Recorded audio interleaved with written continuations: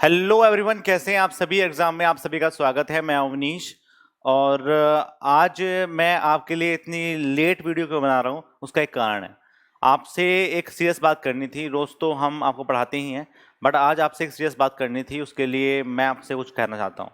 Okay, तो देखो क्या है कि बहुत दिन से बात चल रही थी कि एसएससी जेई ने ऐसा क्यों किया।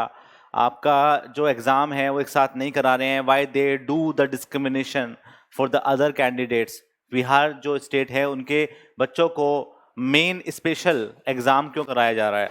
ठीक है, तो उसके बारे में बात करने से अच्छा है कि मैंने कुछ अपने सोर्स से पता करने की कोशिश करी कि वो चाह क्या रहे हैं, क्या इसके कुछ जो रिजल्ट हैं वो हो सकते हैं। ठीक है, तो सबसे पहले मैंने उनको मेल किया, बट उन्होंने कोई रिप्लाई नहीं किया। ओके, एसएससी बात कर रहा हूँ मैं। सेकंड, फिर मैंने उनको पर्सनली फ़ोन किया, जो उनके सेंट्रल रीजन में फ़ोन दिया हुआ है। मैंने दिल्ली पे फ़ोन किया था क्योंकि दिल्ली मेरे पास में है। तो वो कभी फ़ोन नहीं उठाते हैं, हमेशा उनका जो फ़ोन है वो बिज जाता है। फिर हम वहीं गए सेंटर पे ही। ठीक है, मेरे कुछ जाने वाले थे तो हम सेंटर पे ही गए। तो बड़े मुश्किल से मुझे किसी से मिलने की बारी हुई। मैं उनका नाम नहीं लूँगा यहाँ पे। तो उन्होंने बोला कि जहाँ से ऊपर से जो ऑर्डर आए हैं हम उनको ही फॉलो करते हैं और वही बता पाएंगे कि ऐसा क्यों है। तो मैंने उनको बोला कि सर आप यदि ऐसा है तो कुछ बोलिए ना, एसएससी मौन क्यों है इस चीज़ पे। क्योंकि वो बोल क्यों नहीं रहा कुछ भी।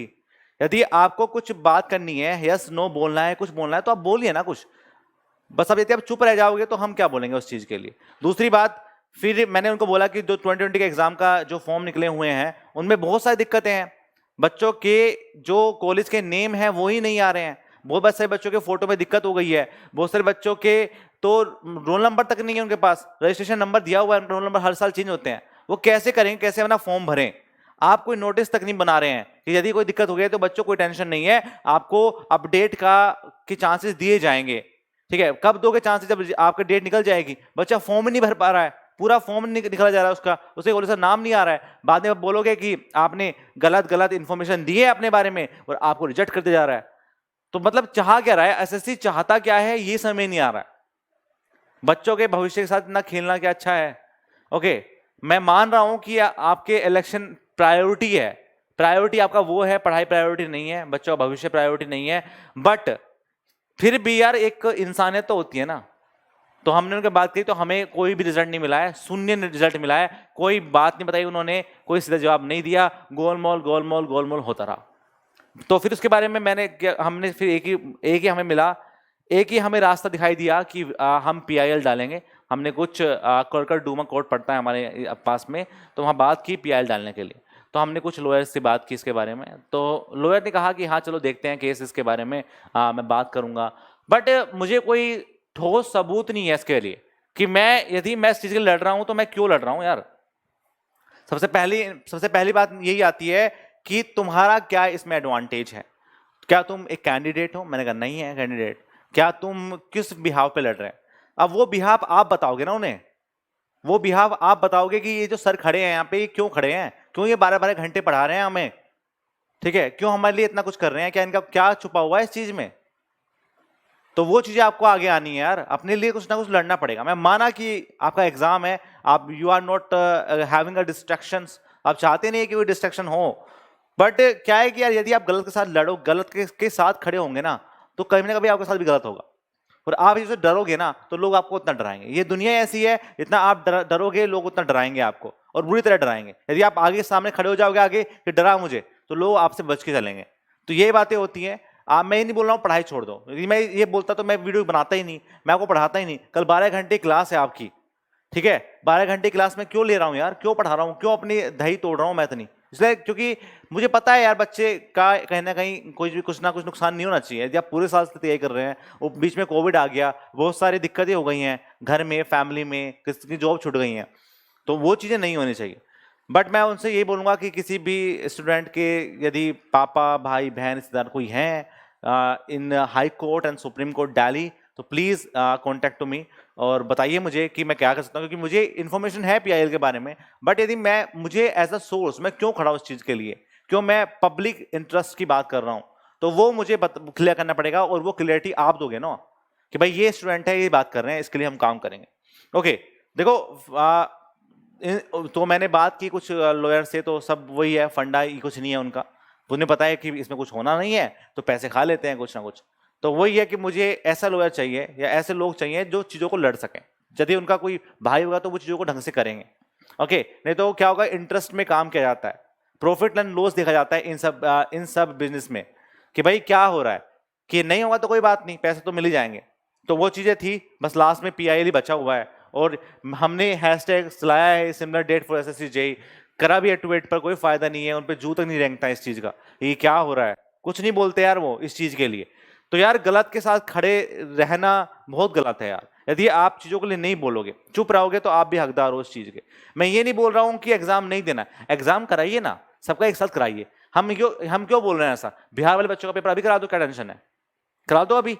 यदि आपको नहीं कराना है तो तब कराना, फिर जब आप रिजल्ट तभी दोगे, हर चीज तभी करोगे, मेंस के बारे में तभी बताओगे, तो फिर आप तभी के तभी कराओ ना एग्जाम, अभी क्यों करा रहे हो? क्यों बच्चों के भविष्य के साथ खेल रहे हो?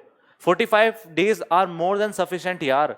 यदि मैं किसी बच्चे के साथ बोलूं कि किसी बच्चे ने प्रिपरेशन छोड़ दिया है और या किसी के एग्जाम की तैयारी कर रहा है, तो वो भी एग्जाम निकाल सकता है 45 डेज में। और फिर बाद में आप नॉमिनेशन लाओगे कि उनका पेपर हार्ड आया था, इन बच्चों की कट ऑफ बढ़ जाएगी, और ये बच्चे क्या करेंगे फिर? तो मत खेलना उस चीज के साथ, सबका डेट एक होना चाहिए। हम इस साथ खड़े हुए हैं, जो आप हमसे होगा हम करेंगे।